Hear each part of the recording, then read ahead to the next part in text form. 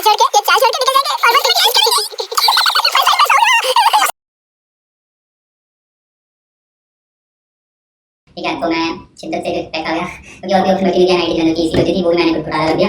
मतलब मुझे लगा कि पता नहीं पैक एक अच्छा कॉलेज है, मतलब है अच्छा कॉलेज एक्चुअल में, लेकिन अब मुझे लगता है कि एनआईटी जनरल बेटर। तो इस वीडियो में हम बात करेंगे पैक चंडीगढ़ के one and only famous thing that is placements, कि क्या पैक की प्लेसमेंट इतनी अच्छी है भी या नहीं, जो कि न्यूज़पेपर में चलाई जा रही है, चैनल्स में चलाई जा रही है, हर जगह पैक पर वो रखा है इस टाइम पे कि 25 लाख की एवरेज चल रही है पैक की। आपने सही सुना वैसे कि one and only famous thing, क्योंकि यहाँ पे थोड़े बहुत क्लब्स हैं और थोड़ा बहुत एक्सपोजर है, छोटा सा कैंपस है एज कंपेयर टू एनआईटी जो आपको इस लाइन पे मिल रही होती है। अगर मैं अपनी बात करूं तो मैं अभी इलेक्ट्रिकल में फर्स्ट ईयर और मतलब मेरा 2026 का बैच है और मुझे लास्ट ईयर मेरे पास 3 चॉइसेस थे, एनएसआई दिल्ली और एनआईटी जलंधर ईसी और पैक की इलेक्ट्रिकल, और एनएसआईटी में भी इलेक्ट्रिकल मैं बताना भूल गया। तो एनएसआईटी की इलेक्ट्रिकल मेरी कुछ बकचोदियों की वजह से रह गई और एनआईटी जलंधर की जो ईसी थी वो मेरी खुद की चॉइस थी कि यार मैंने नहीं ली, तो that was my first choice ever in my life. और अब मुझे रिग्रेट होता है यार कि मैंने एनआईटी जलंधर की ईसी क्यों कर दी। तो ऐसी होती है आप लोगों को, क्योंकि पंजाब में लोगों को क्या लगता है ना कि यार एनआईटी जलंधर से ऊपर है पैक, लेकिन मुझे भी ऐसे लगता था लास्ट ईयर तक, लेकिन अब आगे लगता है कि नॉर्मली यार चीजें एनआईटी जलंधर में भी ऐसी चीजें होती हैं और पैक में भी ऐसी चीजें होती हैं। मुझे दोनों एक्सपीरियंस है एनआईटी जलंधर और पैक का। तो इस वीडियो को हम शुरू करेंगे कुछ एवरेज पैकेज से। तो पहले मैं आपको ये बताना चाहता हूँ कि जो एवरेज पैकेज होते हैं वो थोड़े से ना मैनिपुलेटेड होते हैं। रुको, तो पहले स्टार्ट करते हैं एवरेज पैकेज से। एवरेज, ठीक है। तो एवरेज है थोड़ी ना मैनिपुलेटेड टर्म है, लाइक मतलब इसमें कुछ भी घोटाला हो सकता है। लाइक मान लो एक क्लास में 5 लोग हैं, 5 स्टूडेंट्स हैं जिनकी प्लेसमेंट हुई है। एक की प्लेसमेंट हुई है यार मतलब 10 इनमें मतलब 4 लोगों की जो प्लेसमेंट हुई है वो ये 10 लाख से, और जो बाकी के हैं एक बच्चों बचा उसकी प्लेसमेंट हुई 100 लाख यानी कि 1 करोड़ रुपए। तो इसका अगर हम एवरेज निकालें 100 + 10 टोटल 5 एवरेज निकालनी आती होगी ना, तुम लोगों ने यही दिया है।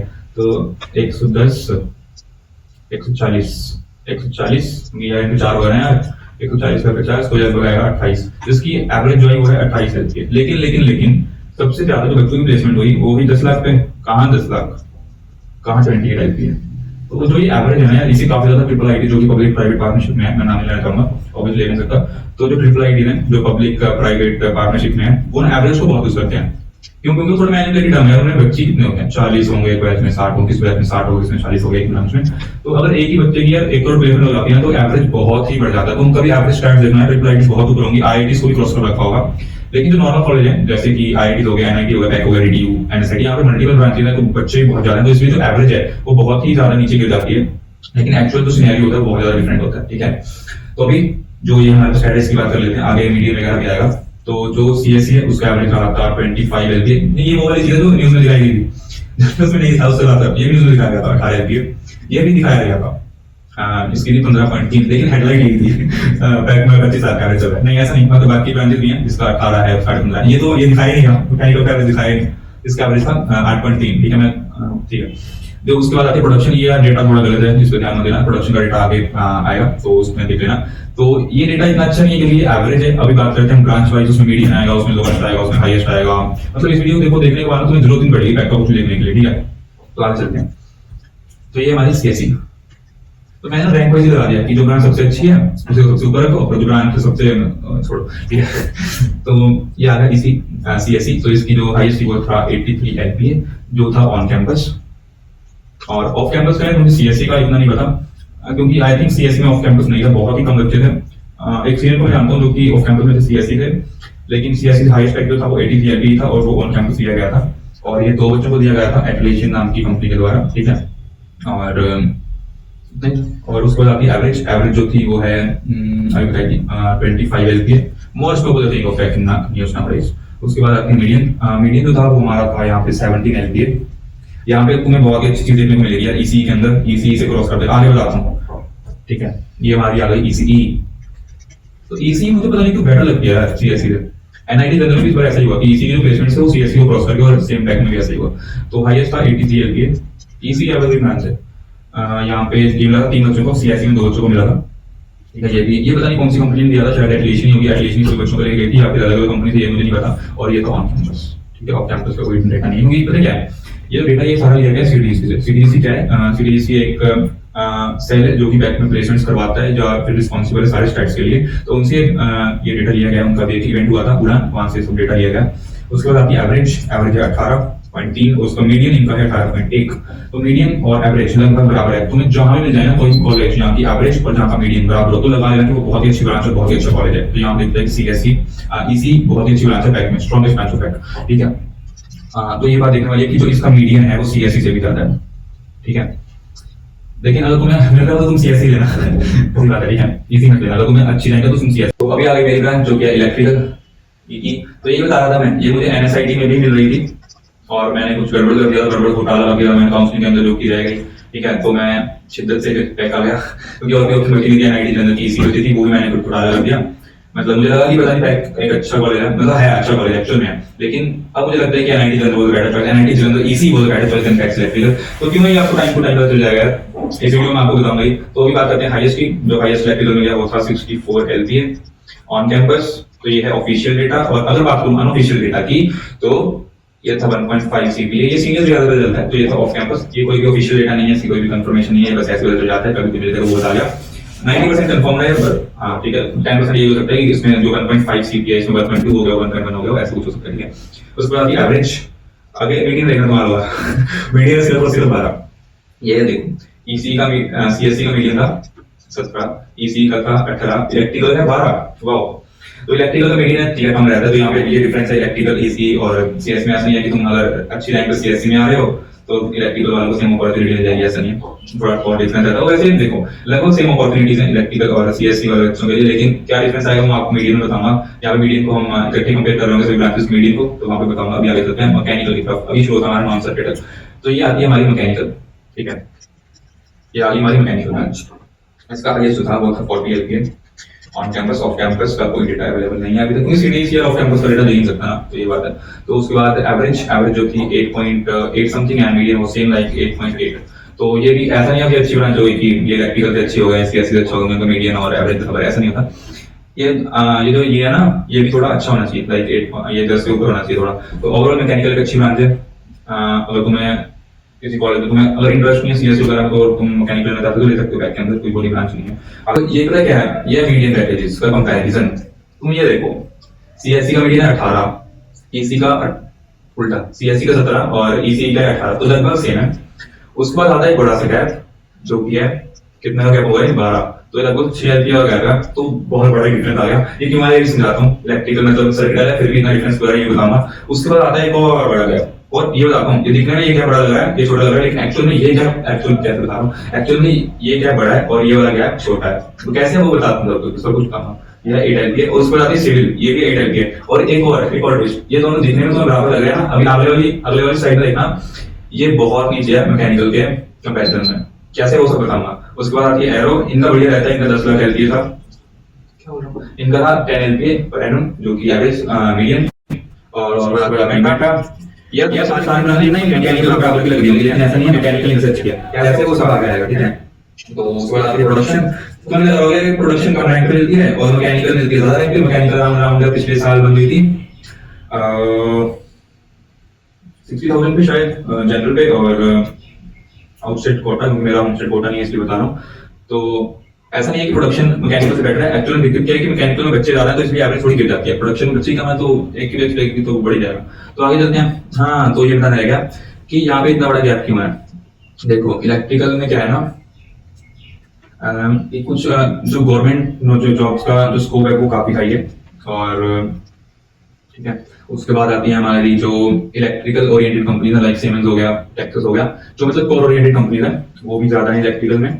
लेकिन इनका जो पैकेज होता है ना यार, वो थोड़ा कम होता है, लाइक 20 के राउंड इनका पैकेज होता है, हाईएस्ट बता रहा हूँ मैं ये, ठीक है। मतलब बहुत किस्मत वाले होते हैं जिन्हें 20 का पैकेज मिल जाता है कोर के अंदर। तो ये जो है ना, ये थोड़ा कम कर देता है इलेक्ट्रिकल की एवरेज को। हालांकि ऐसा तो ज्यादातर बच्चे लेकिन सॉफ्टवेयर में जाते हैं, लेकिन ये बच्चे भी हैं जो कोर में जाना प्रेफर करते हैं, कुछ लोग गवर्नमेंट में चले जाते हैं। हालांकि गवर्नमेंट वाला स्टैट इसमें इंक्लूड नहीं होता, इसमें सिर्फ कोर का इंक्लूड होगा और ये सॉफ्टवेयर वाला इंक्लूड होगा। इसमें कोर बहुत आ जाती है तो इसलिए पैकेज थोड़ा डाउन चला जाता है, काफी बच्चे कोर की तरफ जा रहे होते हैं। तो काफी बच्चे गवर्नमेंट में चले जाते हैं तो यहाँ पे कट ऑफ वैसे थोड़ा कम हो जाता है।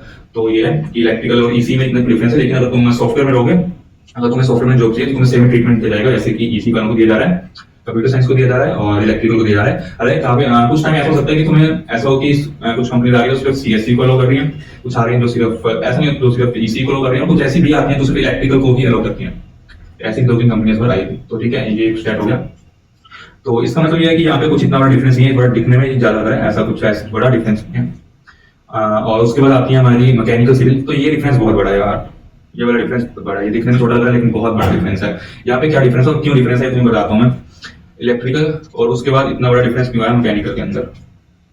ये डिफरेंस इसलिए आया क्योंकि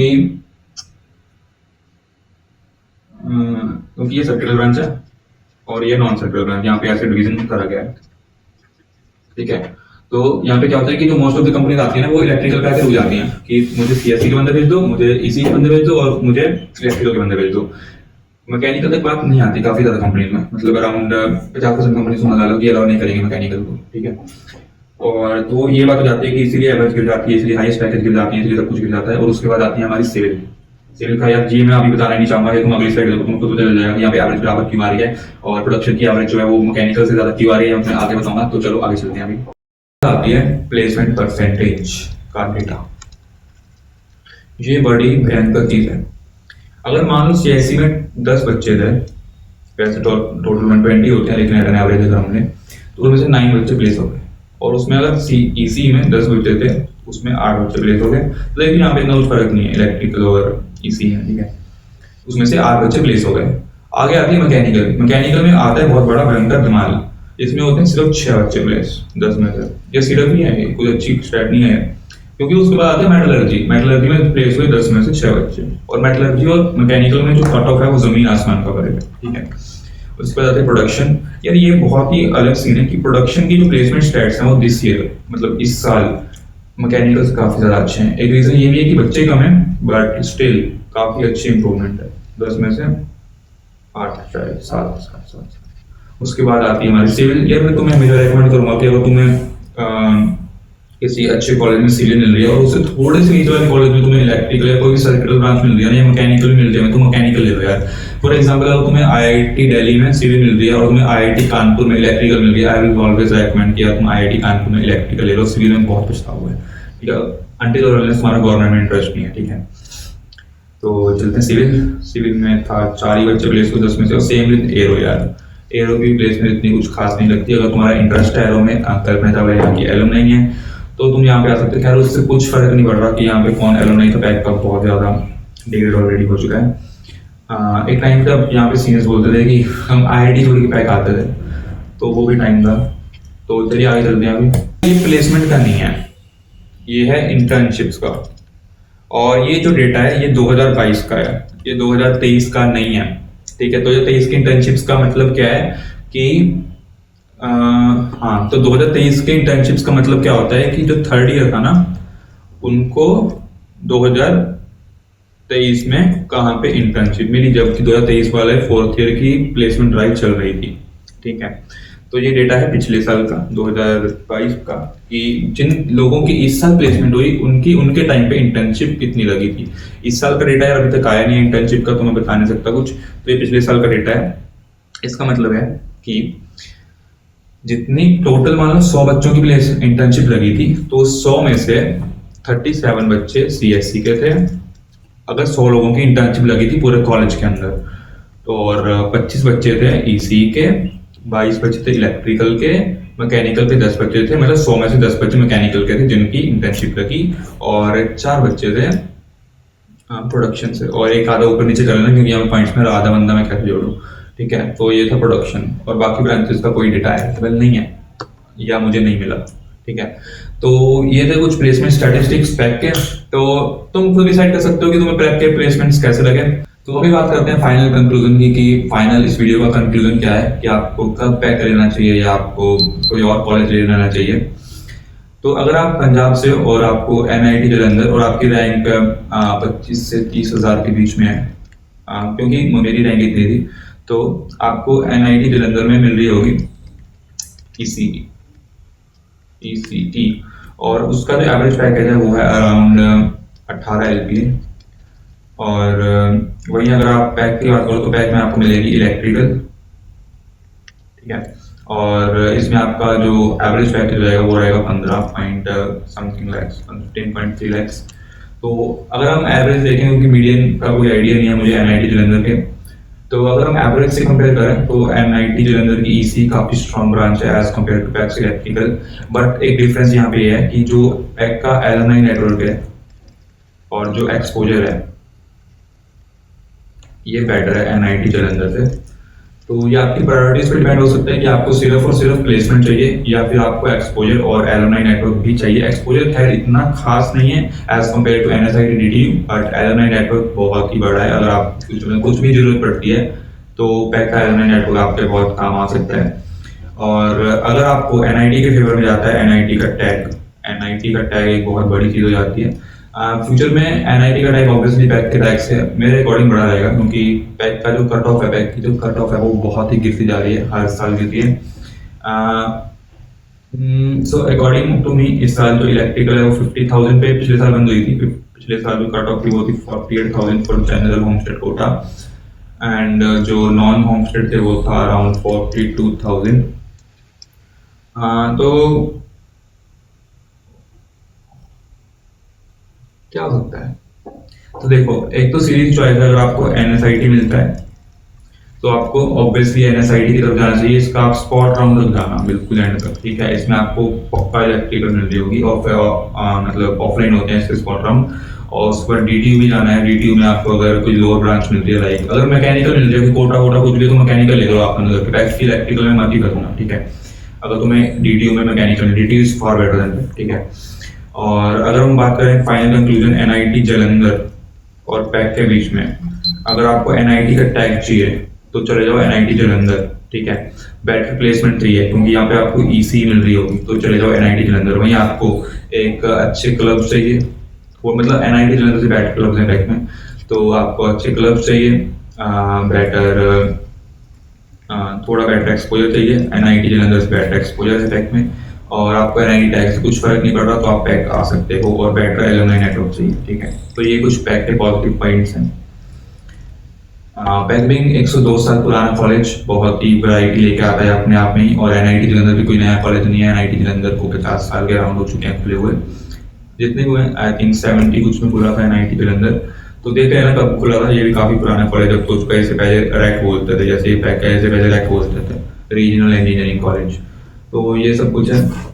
और तो मेन कंक्लूजन ये निकलता है कि अगर आपको NSIT या दिल्ली का कोई भी कॉलेज मिलता है जो दिल्ली में मिलते हैं वो आपको ले लेना चाहिए। और उसके बाद जो आता है पैक, फिर आता है NIT जलंधर, और बाकी it's all up to you कि आपको कौन सा लेना है। तो इस वीडियो के लिए इतना ही। तो अगर अभी तक इस वीडियो में यहाँ तक रुके हो तो तुम्हें कोई भी डाउट आई थिंक नहीं बचा होगा पैक के प्लेसमेंट के रिगार्डिंग। अगर तुम्हें अभी भी कुछ डाउट बचा है तो तुम ऑब्वियसली कमेंट सेक्शन में पूछ सकते हो, वहां पे तुम्हें रिप्लाई को मिल रहा होगा। और नेक्स्ट वीडियो में हम कंपैरिजन कर रहे होंगे IIT Bombay versus pack Chandigarh. तो उसमें हम बेसिकली प्लेसमेंट का कंपैरिजन नहीं कर रहे होंगे क्योंकि दोनों ही कॉलेज में काफी अच्छी प्लेसमेंट प्रोवाइड करते हैं। ऑब्वियसली IIT बॉम्बे थोड़ा सा बेटर अच्छी प्लेसमेंट प्रोवाइड करता है पैक से।